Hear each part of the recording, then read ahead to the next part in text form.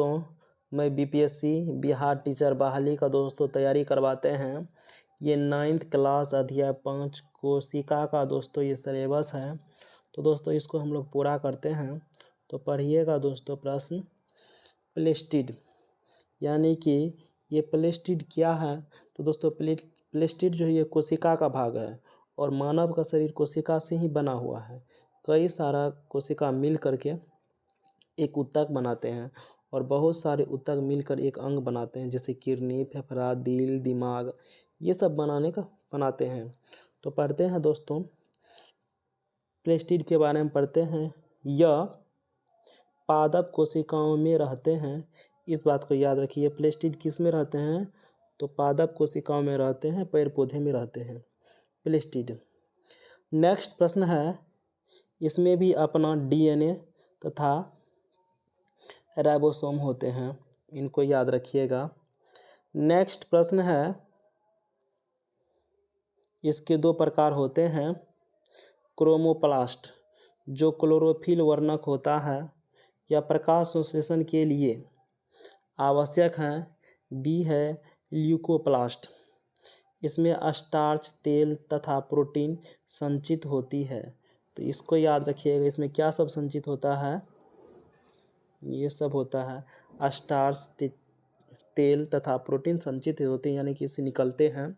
Next प्रश्न है, chloroplast की झिल्ली स्टोमा में उपस्थित रहती है।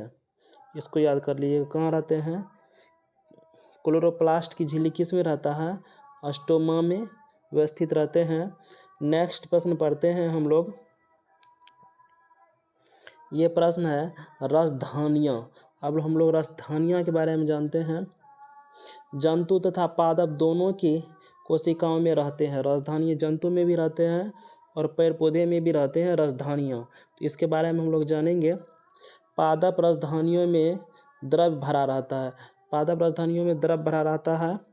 नेक्स्ट प्रश्न है, जो कोशिकाओं को स्फीति तथा कठोरता प्रदान करता है। ये कोशिकाओं को क्या प्रदान करते हैं? स्फीति तथा कठोरता प्रदान करते हैं, तो इनको याद रखिएगा। नेक्स्ट प्रश्न है, ये रसधानियों का एक प्रकार का अमीनो अम्ल शर्करा, विभिन्न कार्बनिक अम्ल तथा कुछ प्रोटीन है। ये रसधानी क्या है? रसधानी का दोस्तों ये सब गुण है। तो ये सब गुण आप लोग याद कर लीजिएगा। ये सब गुण आप लोग याद कर लीजिएगा रसधानियों के बारे में। नेक्स्ट प्रश्न है, एक कोशिकीय जीव में खाद्य पदार्थ के रूप में उपयोग करते हैं। कि एक कोशिकीय जीव खाद्य पदार्थ के रूप में उपयोग करते हैं। नेक्स्ट प्रश्न है, कोशिका बनाने की प्रक्रिया को कोशिका विभाजन कहते हैं। जब कोशिका जब नया बनता है दोस्तों, उसको कोशिका विभाजन करते हैं। नेक्स्ट प्रश्न पढ़ते हैं, पुरानी मृत तथा क्षतिग्रस्त कोशिका प्रजनन हेतु युग्म बनाते हैं। इसको याद रखिएगा, कोशिका प्रजनन हेतु क्या बनाते हैं? युग्म बनाते हैं। नेक्स्ट प्रश्न है कोशिकाओं विभाजन। कोशिका का जो विभाजन है, सूत्री विभाजन तथा मातृ विभाजन भी कहते हैं, दो समरूप कोशिका बनाती हैं। ये दो समरूप कोशिका बनाते हैं।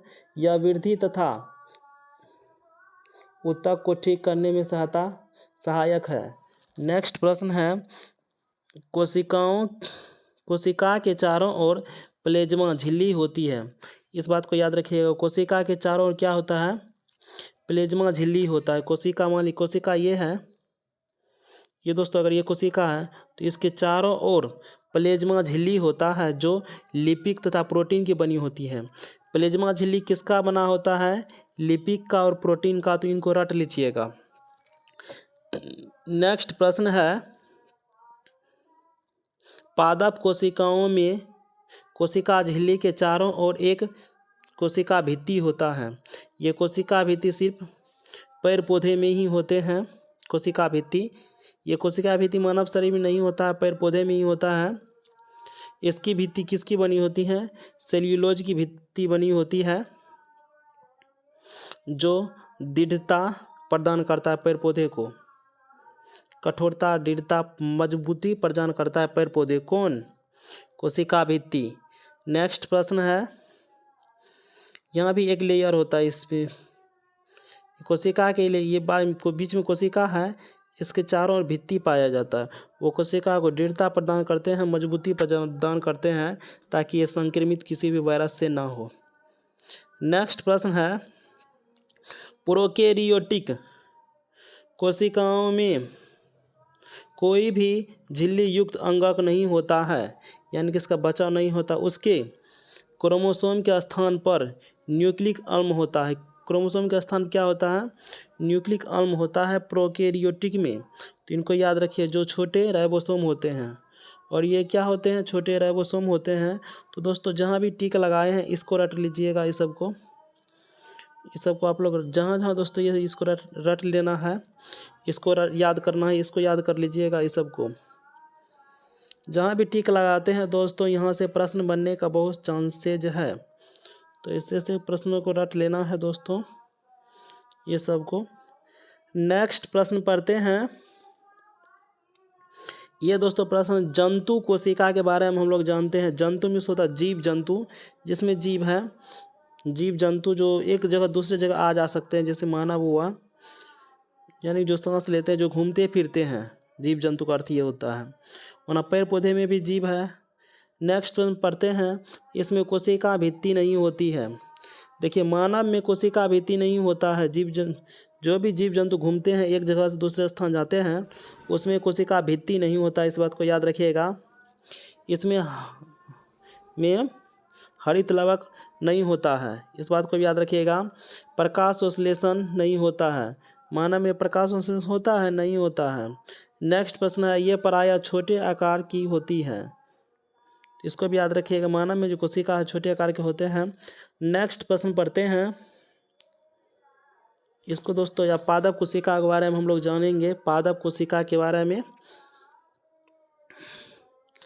कोशिका भित्ति होती है। पादप में क्या होता है? कोशिका भित्ति होता है, जो सेल्यूलोज का बना होता है। ये पूछा जा सकता है। और सेल्यूलोज को पचाने की क्षमता केवल गाय, भैंस, बकरी में ही होते हैं। नेक्स्ट प्रश्न पढ़ते हैं। हरित लवक उपस्थित रहते हैं पेड़ पौधे में। प्रकाश संश्लेषण होता है किसमें? पेड़ पौधे में। ये प्रायः बड़े आकार की होती है। नेक्स्ट प्रश्न पढ़ते हैं। कोशिका के अंदर प्रोटीन का संश्लेषण कहाँ होता है? प्रोटीन कहाँ से निकलते हैं? तो माइटोकॉन्ड्रिया से। इसको याद कर लीजिएगा आप लोग। माइटोकॉन्ड्रिया को आप लोग को याद कर लेना है। कोशिका के अंदर प्रोटीन का संश्लेषण कहाँ से होता है? तो माइटोकॉन्ड्रिया के पास अपना सब कुछ अलग से होता है। डीएनए, राइबोसोम, सब कुछ अलग होता है माइटोकॉन्ड्रिया। जैसे कोशिका का बिजली घर किसको कहते हैं? तो माइटोकॉन्ड्रिया को ही कहते हैं। नेक्स्ट प्रश्न पढ़ते हैं। कोशिका के किस अंग में आनुवंशिक गुण होता है? तो ये होता है क्रोमोसोम में। क्रोमोसोम में कोशिका के आनुवंशिक गुण होता है, जिसको गुणसूत्र कहते हैं, इसलिए ना उसको गुणसूत्र कहते हैं। नेक्स्ट प्रश्न है। एटीपी का पूरा नाम। ये एटीपी का पूरा नाम दोस्तों है एडिनोसिन ट्राइफॉस्फेट। इसको याद कर लीजिएगा, एडिनोसिन ट्राइफॉस्फेट। और इसके ही कारण ये माइटोकॉन्ड्रिया में ऊर्जा जो भेजते हैं एक जगह दूसरे जगह, एटीपी के ही रूप में ऊर्जा को भेजते हैं। एडिनोसिन ट्राइफॉस्फेट के रूप में कोशिका को ऊर्जा देता है। ये क्या करता है? एटीपी क्या करता है? ये कोशिका को ऊर्जा देता है। इस बात को आप लोग याद रखिएगा। ये कोशिका को ऊर्जा देने का काम करते हैं दोस्तों, इस बात को आप लोग याद कर लीजिएगा। नेक्स्ट प्रश्न है। सेल्यूलोज कोशिका भित्ति की बनी होती है। इनको याद कर लीजिएगा। ये पादप में पाए जाते हैं, पेड़ पौधे में। सेल्यूलोज कोशिका भित्ति की बनी होती है। इनको आप लोग दोस्तों रट लीजिएगा, बीपीएससी में पूछा जा सकता है। नेक्स्ट प्रश्न है। खुदरी अंतर्द्रवी जालिका। इनको आप लोग याद कर लीजिएगा। इंग्लिश में भी दोस्तों इनको याद कर लीजिएगा। RER, इसी का दोस्तों फुल नेम है जो कोशिका झिल्ली। ये जो कोशिका झिल्ली को बनाने वाले प्रोटीन को संश्लेषण करता है। ये RER ही कोशिका झिल्ली के बनाने वाले प्रोटीन को यानी कि निकालते हैं, बनाते हैं, संश्लेषण करते हैं। कौन? खुदरी अंतर्द्रव्य जालिका। नेक्स्ट प्रश्न है, चिकनी अंतर्द्रव्य जालिका स्मूथ, ये वाला ER, यह कोशिका झिल्ली को बनाने वाले वसा और लिपिड का संश्लेषण करता है। SER, चिकनी अंतर्द्रव्य जालिका जो है ये वसा देता है और लिपिड देता है शरीर को। इनको आप लोग याद कर लीजिएगा। ये खुदरी क्या दे रहा है? ये आपको प्रोटीन देता है। खुदरी अंतर्द्रव्य जालिका जो है RER जो है प्रोटीन देने का काम करता है, और ये चिकनी जो है ये वसा और लिपिड देता है। तो इस बात को आप लोग याद रखिएगा। नेक्स्ट प्रश्न पढ़ते हैं, इसको दोस्तों आप लोग याद रखिएगा। देखिए, मानव शरीर में सबसे पहले कोशिका है। कोशिका कहाँ रहता है? ये जो है दोस्तों ये पूरा क्या है? कोशिका है। ये कोशिका झिल्ली होता है। ये जो है ये जो है दोस्तों ये बीच में ये केंद्रक है। ये बीच में जैसे धागा जैसे दोस्तों ये है, यही ना है क्रोमोसोम, जिसको हम लोग क्या कहते हैं? गुणसूत्र कहते हैं। ये केंद्रक के बीच में ही देखिए पहले क्या है? क्रोमोसोम में क्या होगा? DNA होगा, और DNA के टुकड़े को क्या कहते हैं? जीन कहते हैं। ये जो उंगली ये सीढ़ी जैसे जैसे दोस्तों यही है जीन, और इसी के टुकड़ा को कहते हैं, ये जो है ऐसे उंगली जैसे ऐसे है दोस्तों, इसमें ऐसे, तो ये है DNA, और इसी के खंड को जीन कहते हैं। इस बात को आप लोग याद रखिएगा। जैसे ये पूरा कोशिका है, और X के रूप में कौन रहता है? क्रोमोसोम रहता है, गुणसूत्र रहता है। X के रूप में आप सोचिएगा क्यों रहते हैं?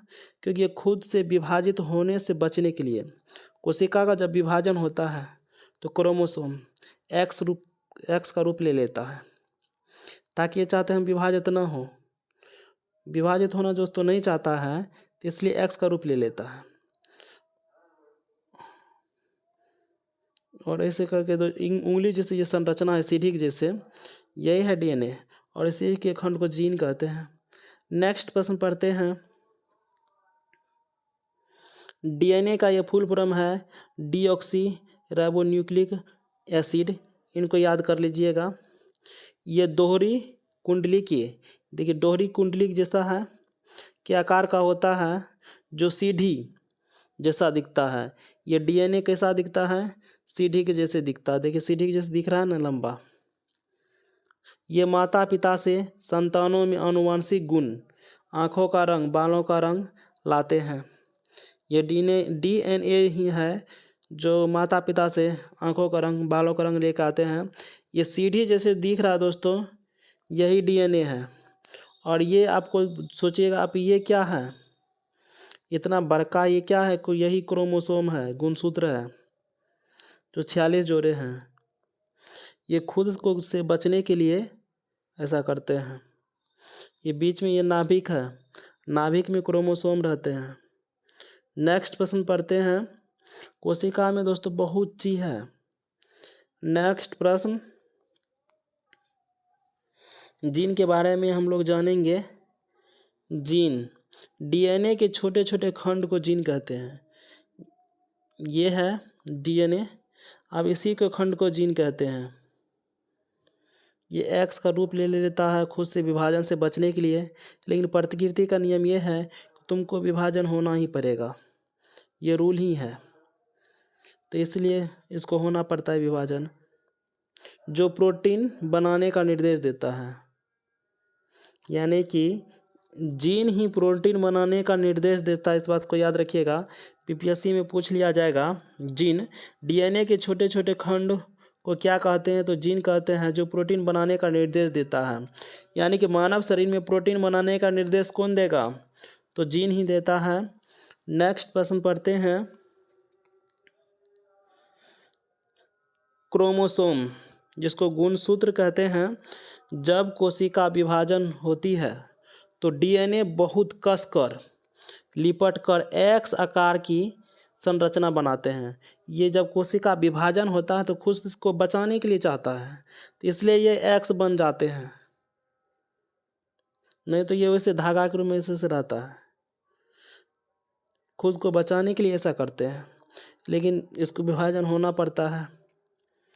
नेक्स्ट प्रश्न है,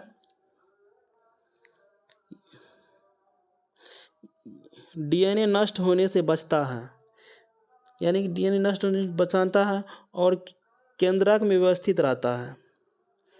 ये जो है क्रोमोसोम किस में व्यवस्थित रहता है? केंद्रक में। ये को डीएनए को बचाता है और केंद्रक में व्यवस्थित कौन रहता है?